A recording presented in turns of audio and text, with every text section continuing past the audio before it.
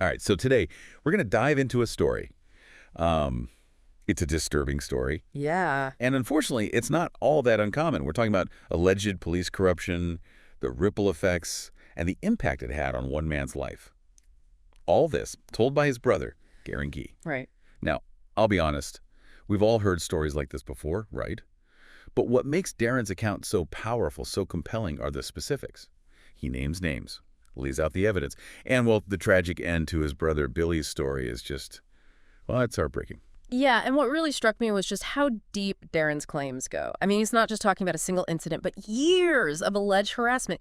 Years. Right. Merseyside police. And it wasn't just targeted at his brother, but seemingly their entire community.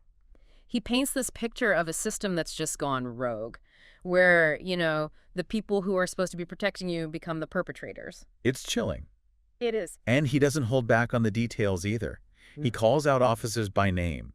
B, Norman B, even a Bernard Hogan, accuses them of running this campaign against his family, his community. It's like something out of a movie, a crime thriller or something. I know. Except this is real life with real consequences. Absolutely. And those consequences, they all come to a head one night, a night that changes everything for Billy G. According to Darren, it starts with a home invasion.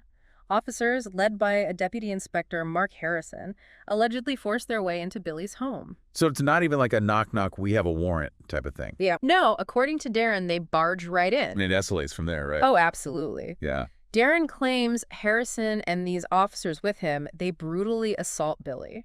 What do you mean assault, like physically? Physically. He claims they struck him in the head hard, so severely that it left a scar. A scar. A scar. It's a chilling detail, and it sets off this whole chain of events with just devastating repercussions. This is heavy stuff. It is, and here's where it gets even darker. Darren alleges that after the assault, instead of getting Billy help, the officers plant drugs on him and a weapon. A Rambo knife. Wait, they beat him up and then they try to frame him for it? That's exactly what Darren wants us to believe, yeah. Oh, wow. And it's this alleged cover-up that throws Billy into a total legal nightmare. I bet. He gets arrested and charged with attempted murder of a police officer, possession with intent to supply drugs, even possession of ammunition, all based on what Darren insists was completely fabricated evidence. This is unbelievable. So they're making stuff up as they go along. That's what Darren says. Unbelievable. And get this, to make matters even worse, Darren claims that Harrison, the officer who was leading this whole raid, called a reporter at the Liverpool Echo, tipped them off. No way. Oh, yeah. So they're in on it too. Well, we don't know that for sure, but according to Darren, Right. the reporter was definitely tipped off. Wow. So imagine, right? You wake up the next morning after being attacked in your own home, and you see your face plastered on the front page of the newspaper. You're unconscious, in handcuffs, and accused of crimes you didn't commit. It's a bold strategy. It speaks to a potential abuse of power. This wasn't just about the alleged assault. It was about controlling the narrative. Wow. Trying to control public opinion before the trial even starts. Right. This is where it becomes bigger than just police brutality. This is potentially about corruption within the system itself. Okay, so let's talk about the trial. This is where things get really interesting. Darren claims that even with everything stacked against Billy, the evidence told a completely different story, like the blood spatter analysis, for example. Oh, that's key. This is forensic evidence. And as Darren describes it, it directly contradicted the official story the police were pushing. See, blood spatter isn't just about finding blood, it's about the force, the direction of impact. And in this case, the bloodstains told a different story. The officers claimed Billy was standing when he was supposedly hit, but the blood spatters suggested something else entirely. Like he was on the ground. Exactly, maybe even asleep, as he claimed. And then there's the CCTV footage from the police station. Ah, yes. The infamous custody suite footage. Right. Remind me, what was the officer's story again? The officer claimed Billy stabbed him during this supposed altercation. Right. But the footage, according to Darren, tells a different story. He says you can see the officer clutching his vest like he's hiding something. This is when he first arrives at the station, right? Okay. And then later, magically, stab wounds appear. Hold on. So you're saying this officer, he shows up at the station unharmed. Right. And then somehow, while in police custody, he gets stabbed. And conveniently finds a knife. Come on, that's like something out of a bad movie. It does make you think, all this manufactured evidence, the blood spatters, it raises massive questions. Absolutely. And let's not forget about that whole reporter situation.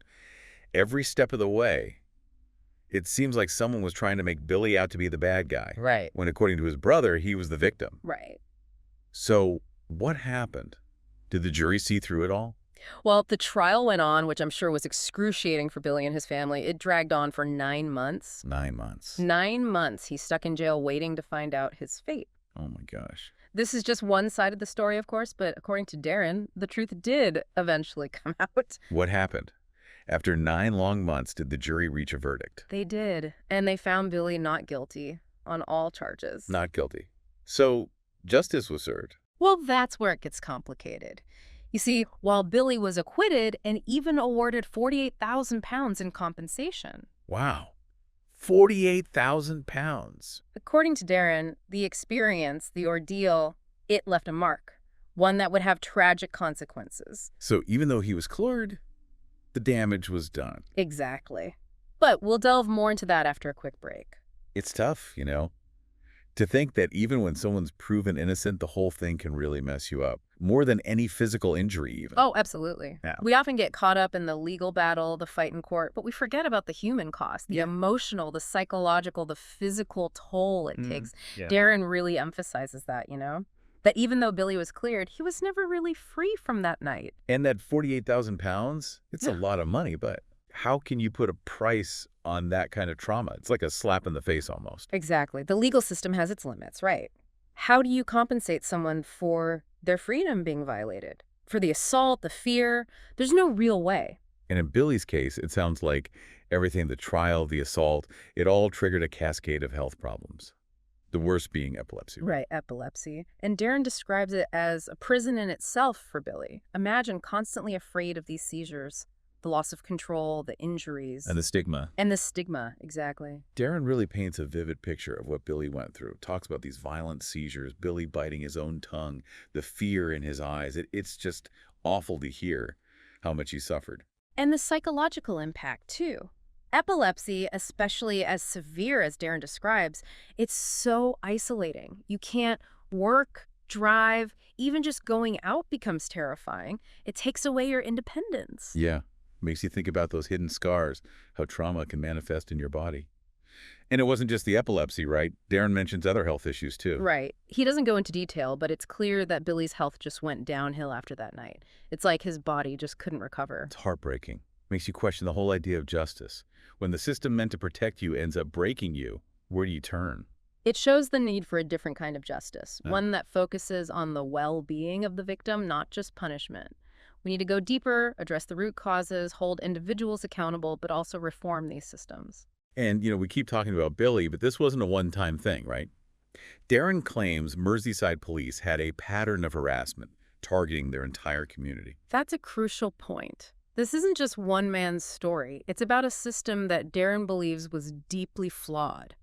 He names B, Norman B, Bernard Hogan, accusing them of orchestrating a campaign of harassment against his whole community.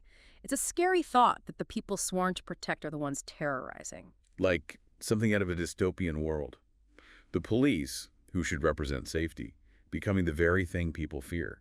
It makes you wonder, if Darren's telling the truth, how far up did this go? That's the million-dollar question. And it's one that's followed Merseyside police for years. We can't talk about this without mentioning, well, the elephant in the room. The Hillsborough disaster. Right.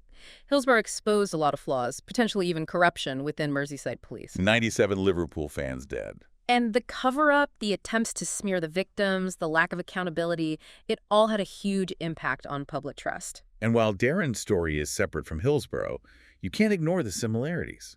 The claims of police misconduct, the cover-ups, the system protecting itself instead of seeking justice. Exactly. It creates this atmosphere of distrust. A sense that maybe, just maybe, the problems within Merseyside police run deeper than anyone wants to admit. So Darren's story, if true, is just another chapter in this long, messy saga. It's possible, and it makes you wonder how many other stories are out there, hidden, silenced by fear, or just drowned out by the official narrative. It's a chilling thought. It is, and it's exactly why we have to give these stories a platform. We need to listen to those who've been marginalized, challenge the official narrative, and demand answers. Because saying nothing helps no one, right? It only protects those in the wrong.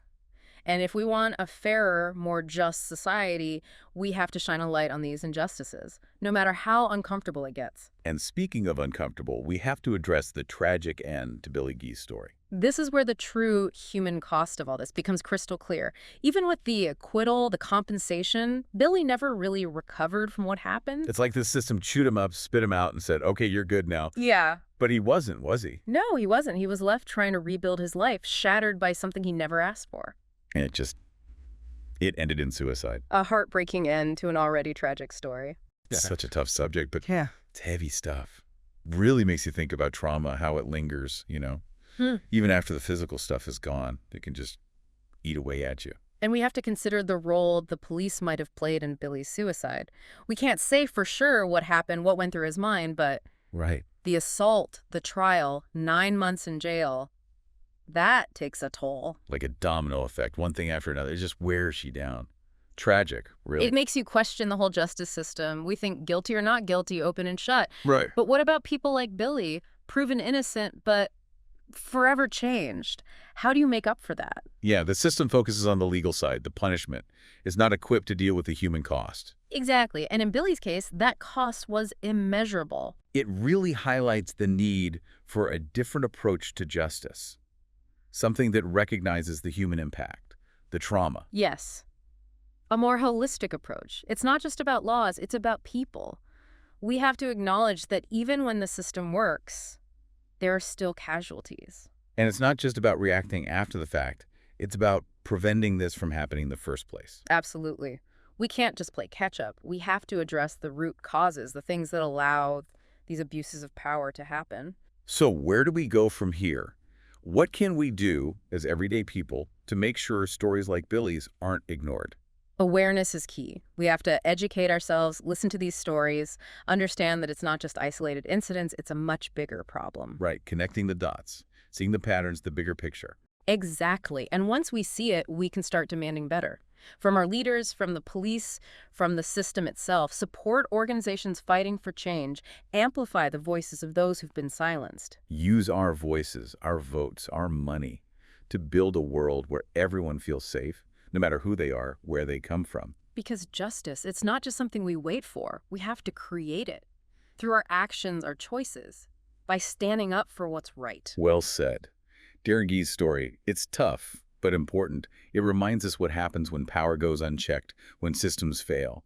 But it's also about love, about family, about fighting for what's right. And maybe, just maybe, by listening to these stories, having these hard conversations, demanding better, we can learn from tragedies like Billy's. We can prevent them from happening again. Let's hope so. This has been a lot, but these are conversations we need to have if we truly want a better, fairer world. Absolutely. Staying silent only helps the people in the wrong. It's time to shine a light on these injustices, don't you think? Time to shine a light. I like that. It's a good note to end on. This has been a lot to process, but we hope you'll join us next time for another deep dive. Until then, stay curious, stay informed, and stay engaged.